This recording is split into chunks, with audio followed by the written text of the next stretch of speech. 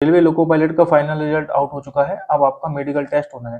तो medical test आपका किस-किस प्रकार से होगा, इसमें किन-किन चीज़ों की जाँच होगी, इस वीडियो में हम लोग यही बात करने वाले हैं। और वीडियो शुरू करने से पहले मैं बता दूँ कि मैंने रेलवे लोको पायलट का मेडिकल टेस्ट दे रखा है और रेलवे ग्रुप डी का मेडिकल टेस्ट दे रखा है और अदर एग्ज़ाम के भी मैंने मेडिकल टेस्ट दे रखे हैं, लेकिन उसका बताने का यहाँ पे कोई रिलेवेंसी नहीं है। तो चलिए टॉपिक पर वापस आते हैं कि मेडिकल टेस्ट आपका किस प्रकार से होगा। इसमें A1 कैटेगरी का मेडिकल स्टैंडर्ड होना चाहिए। रेलवे लोको पायलट का जो मेडिकल टेस्ट होता है वो रेलवे की जितनी भी पोस्टें होती हैं, चाहे तो वो ग्रुप डी की पोस्ट हो या फिर टेक्नीशियन की पोस्ट हो या जूनियर इंजीनियर हो, चाहे तो एनटीपीसी की कोई पोस्ट हो, उनमें से जो टफेस्ट मेडिकल टेस्ट होता है वो लोको पायलट का ही होता है। और टफ इसको बनाते हैं, जो आँखों की जो जाँच करते हैं ये लोग, तो आँखों की जाँच थोड़ी ज़्यादा गहनता से करते हैं। बस उसी वजह से ये थोड़ा टफ हो जाता है, बाकी तो जो जाँचें होती हैं वो नॉर्मल ही होती हैं। चाहे तो वो आपकी यूरिन टेस्ट हो, चाहे तो ब्लड टेस्ट हो, एक्स-रे हो, तो ये सब नॉर्मली आपका होता है। तो लेकिन आँखों के मामले में ये लोग बहुत ज़्यादा संवेदनशील होते हैं। अगर आपकी आँखों में थोड़ी-सी भी प्रॉब्लम है, तो फिर आपको मेडिकल टेस्ट में दिक्कत आ सकती है। इसमें A1 कैटेगरी का मेडिकल स्टैंडर्ड माँगा जाता है। अगर मैं आपको सरल भाषा में बताऊँ तो आपने आँखों का कोई भी ऑपरेशन ना करवाया हुआ हो, चाहे तो वो लेसिक ऑपरेशन हो या फिर लेज़र ऑपरेशन हो, ना ही तो आपको चश्मा लगा हुआ हो। अगर किसी को चश्मा लगा हुआ है तो उसको प्रॉब्लम होगी, अगर किसी ने ऑपरेशन करवा रखा है आँखों का तो उसको प्रॉब्लम होगी। प्रॉब्लम क्या होगी, वो सीधा डिस्क्वालीफाई हो जाएगा और ना ही तो आपको कलर ब्लाइंडनेस हो। अगर आपको इनमें से कोई भी प्रॉब्लम होती है तो आपके लिए प्रॉब्लम क्रिएट हो सकती है। इसमें अगर आपकी आँखों में कोई प्रॉब्लम नहीं है तो बाकी टेस्ट तो नॉर्मल होते हैं, जैसे कि एक्स-रे वगैरह हो गया या यूरिन टेस्ट हो गया, ब्लड टेस्ट हो गया, शुगर का टेस्ट हो गया, तो वो टेस्ट आपके नॉर्मल होंगे और आपकी हाथों की उँगलियाँ देखेंगे, कोई कटी वगैरह तो नहीं है, पैरों की उँगलियाँ तो कोई कटी वगैरह नहीं है। हाँ, और इसमें नौकनी वगैरह चेक नहीं करते हैं, तो इतनी ज़्यादा आपको टेंशन लेने की ज़रूरत नहीं है अगर आपको नौकनी की प्रॉब्लम है। लेकिन आपको आँखों में बस थोड़ा-सा ध्यान देने की ज़रूरत है। आपकी 6/6 की आँखें होनी चाहिए, वो भी विदाउट स्पेक्स। अगर आपको चश्मा लगा होगा तो फिर आपके लिए दिक्कत हो जाएगी। और जो 6/6 का जो डिस्टेंस विज़न होता है वो ऐसे चेक नहीं करते हैं जैसा ये लगा हुआ है। ये लोग क्या करते हैं, एक अंधेरे कमरे में आपको बैठाल देंगे और फिर एक सी टाइप का रहता है। मेरा मेडिकल टेस्ट हुआ था अम्बाला में, तो अम्बाला का मुझे पता है और 2-3 जगह का और मुझे पता है, तो वहाँ पर इससे चेक नहीं करते हैं। वहाँ पर वो लोग क्या करते हैं कि अंधेरे कमरे में आपको बैठाल देंगे और फिर आपका 6 मीटर की डिस्टेंस पे, यानी कि जो 6/6 का क्राइटेरिया होता है, आपको उतनी डिस्टेंस पे बैठाल देंगे और फिर आपकी एक आँख बंद करके आपको उस लेटर को, जो लेटर रहता है ना, सी टाइप का लेटर रहता है, जैसा मैं यहाँ लगा दे रहा हूँ, आप उससे समझ पाएँगे।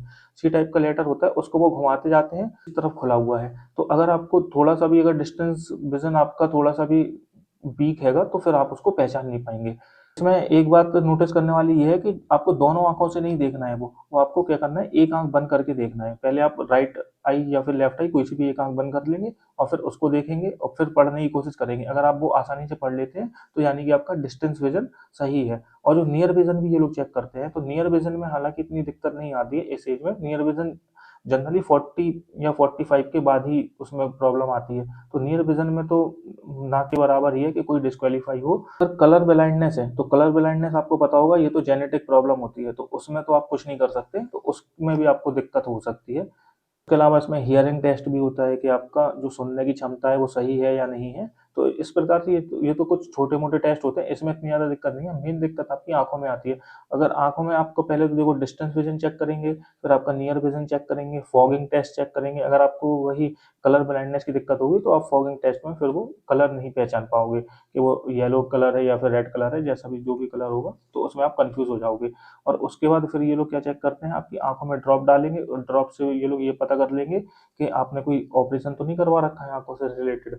तो अगर किसी ने ऑपरेशन करवा रखा होगा तो वो निश्चित ही पकड़ में आ जाएगा। यही कारण है कि जो लोको पायलट का मेडिकल टेस्ट होता है उसमें लगभग 60 टू 70% ही लोग पास होते हैं, बाकी लोग फेल हो जाते हैं। नंबर अभी 1 नंबर या फिर पॉइंटों में जिनका सिलेक्शन रुका हुआ था, तो उनके पूरे-पूरे चांस है कि जो सेकंड डी भी आएगा तो उसमें उनको मौका मिलेगा। अभी आप अपने कोई नज़दीकी अस्पताल में या फिर कोई प्राइवेट क्लिनिक पे अपनी आँखों का चेकअप करा लेंगे तो आपको पता चल जाएगा। मेन इसमें देखो 2 ही होते हैं, एक तो आपका जो कलर ब्लाइंडनेस की आपको प्रॉब्लम नहीं होनी चाहिए और आपका डिस्टेंस विज़न जो है, आपका दूर की जो नज़र है वो आपकी सही होनी चाहिए। जैसा मैंने आपको बताया कि पास की नज़र में इतनी ज़्यादा दिक्कत नहीं आती है इस एज में, तो दूर की नज़र का आप एक बार चेक कर लीजिए और कलर ब्लाइंडनेस का पता कर लीजिए कि आपको कलर ब्लाइंडनेस तो नहीं है। नज़र चेक करने का तरीका मैंने आपको बताया कि आप अपने नज़दीकी अस्पताल में जाकर चेक कर सकते हैं, तो उससे आपको एक आइडिया लग जाएगा। और बिल्कुल भी अपने आप को सांत्वना देने की ज़रूरत नहीं है कि अगर मान लो जैसे अस्पताल में आप गए या फिर किसी अच्छी क्लिनिक पर गए, किसी अच्छे डॉक्टर के पास गए और डॉक्टर ने अगर आपको बताया कि आपकी एक आँख तो 6/6 है और एक आँख 6/9 है, यानी कि आपकी एक आँख थोड़ी-सी वीक है और आपको थोड़ा कम दिख रहा है उससे, तो फिर आपको अपने आप को सांत्वना देने की ज़रूरत नहीं है, यार मुझे तो सही दिखता है और मुझे तो चश्मा भी नहीं लगा है, तो आप ये मान के चलिए कि जितना ये डॉक्टर बता रहा है तो उससे कम ही निकलेगी आपकी आँख। जब आप मेडिकल टेस्ट देने जाएँगे तो आपकी एक आँख वीक ही निकलेगी।